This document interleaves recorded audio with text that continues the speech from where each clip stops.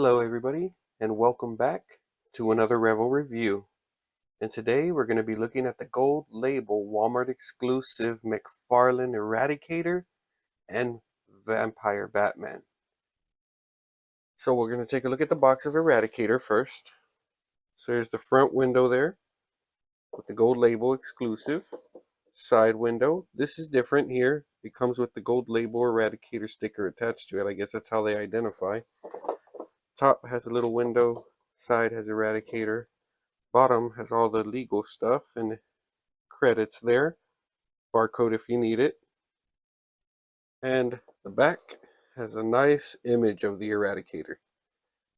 And next we'll look at the Vampire Batman. Gold label again. Front window. Batman at the bottom. On the top there's the window. Side, Batman DC versus Vampires. Another window. He too also has the gold label sticker there. This is new. I haven't seen these with any gold labels. The bottom here, the legal stuff and barcode for you. And then a nice looking image here of the Vampire Batman in the back. Let's get these guys out of their boxes and get a better look at them. Here we have the two gold labels outside of their packaging. First up, we're going to take a look at the Eradicator. So we'll move Batman off to the side, or Vampire Bats. Put Eradicator right here. We're going to quick look at his accessories. Comes with the standard DC stand there. And the art card, same image that's on the back of it. And as for the figure's accessories, he comes with two hands. He comes with these hands right here, kind of more of a gripping kind of hand. And they're dirty. The fingers are, I think they're dirty or it's just torn, but it looks more like dirt.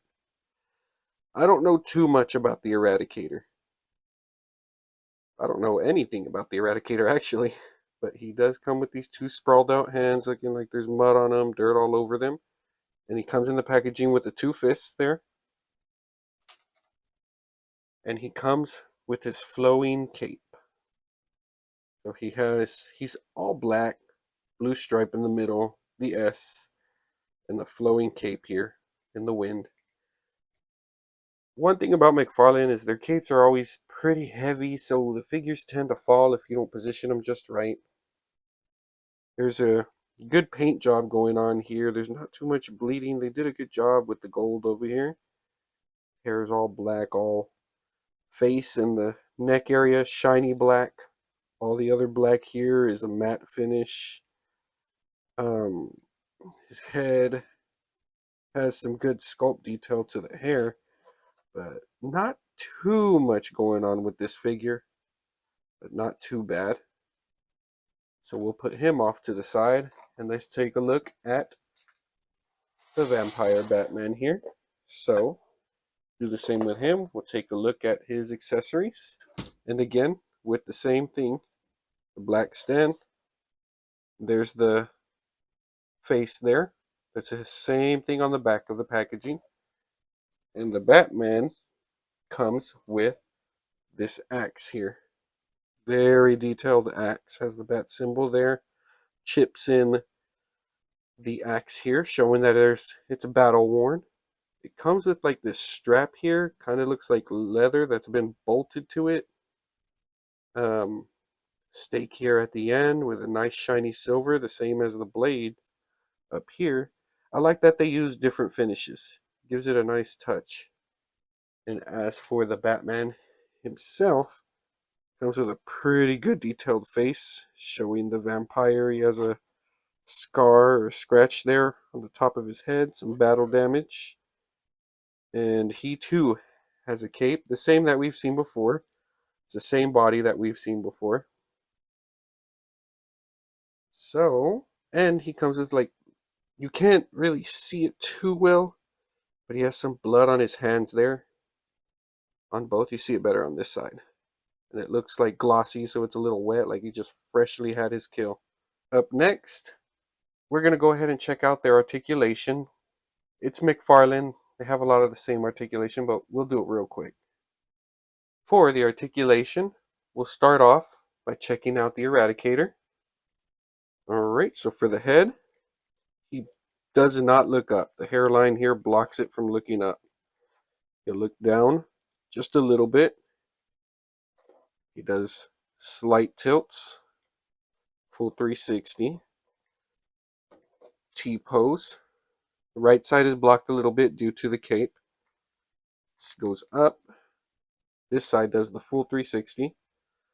Bicep swivel. Double jointed elbows here. Has some good range there. The fist, spin, hinge there, just like that.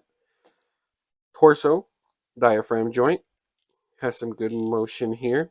Has some good back movement actually just on the diaphragm. It does spread a little forward, a little bit better, but he has more blockage here due to this part of the upper abdomen area. He does have a waist swivel, and then with both goes back pretty well, but he does get this ugly gap right here where you can see the peg in there. Goes forward, not too bad. For the legs, he does do the splits. Kicks forward about 90 degrees. Kicks back slightly, not too much because the butt gets in the way. Double jointed knees. Little bit of a swivel on the upper thigh. Twist, hinge, and a pivot at the ankle. Pretty good pivot too, actually, if I may say. And he has a toe articulation. Let us look at Batman. So we'll go through Batman here pretty quick because the articulation pretty much is the same. Let me just lay him down. I want to fight with standing him up. Batman, head up. So the articulation on Batman is different because the head and the neck are one piece. So his articulation on his head, nowhere near as generous going back, but the forward is incredible. He can tilt very well. Full twist here, 360. He does do a little higher than the T-pose here. Arm here goes full 360. He too has bicep swivel. He also has double jointed elbows. Very good range there. Twist, hinge at the wrist. Let me get better grip. There we go. It's a little tight. Diaphragm joint here has just about as much movement as Superman does. Goes back. He does get that little gap there. Little gappy. Forward, not too much due to the piece here. Waist, same. Twist on the waist. Both joints going back. No gap at the bottom, but the gap is up here for him. Go forward, not too well. For the legs, he does do a good split. He has slight swivel as well.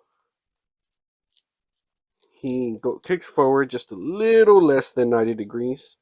Kicks back a little better. The butt's a little softer here on this piece, so he has a good motion on his leg going back. Double jointed knees as well. Get some very good range. And as for the ankle, he does get the same here. Twist. And what is going on here? We got some QC issues going on here, guys. Let's show this to you. Actually, this is my first time seeing this too. So it looks like the ball peg, sorry, here we go. That ball peg here is splitting. I don't know what happened there. QC issues. Leg doesn't, foot won't stay. So we'll check out this side. So this side, let's go back. It clips down, goes down forward about that much. Goes up about that much. Does a full twist. A good pivot, actually. That pivot is phenomenal. And he has toe hinge as well. And I did not check out his height, so let me do that for you guys. So his is about the same going up and a little bit less than Batman. Batman has a little bit better range, but it's just due to the cut here at the top. What is going on with my Batman? Yeah, so that popped loose. That sucks.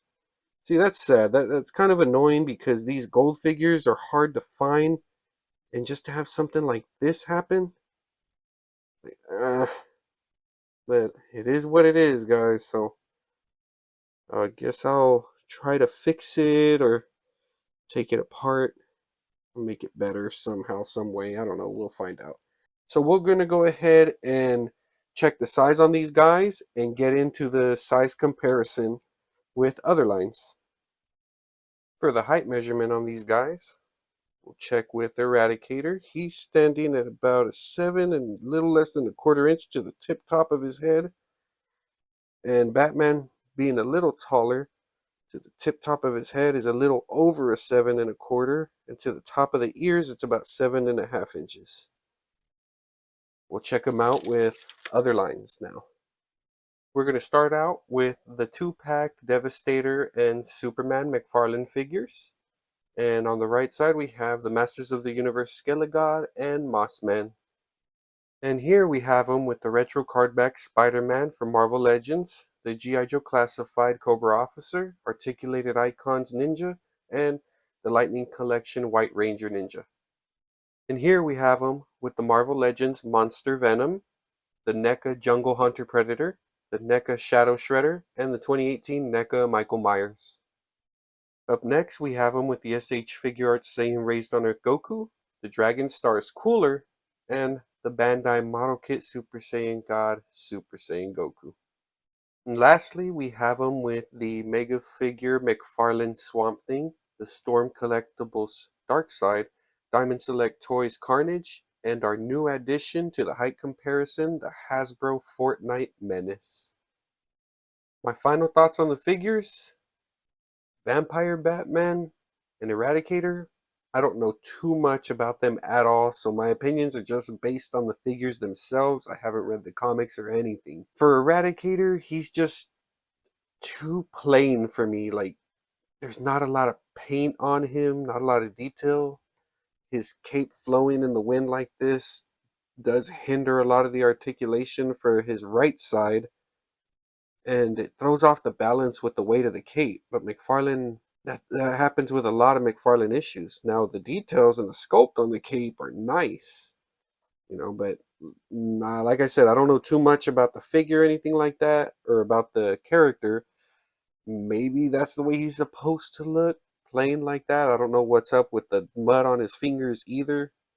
As for the Vampire Batman, I love the concept of Batman being a vampire. I like the accessory of the axe. The color scheme just is a little bit too dark for me. It looks more like a walnut brown, I guess you could say. Like, it's just a really dark brown that blends with the black, so it's kind of hard to distinct it, but it's not too bad. The face sculpt itself is pretty good as well. Has some good detail in there. It shows that he is a vampire. Same body as previous figures for both. Different cape sculpt on the Eradicator, but as for Batman, this is the same one as the one on the 2-pack Hush.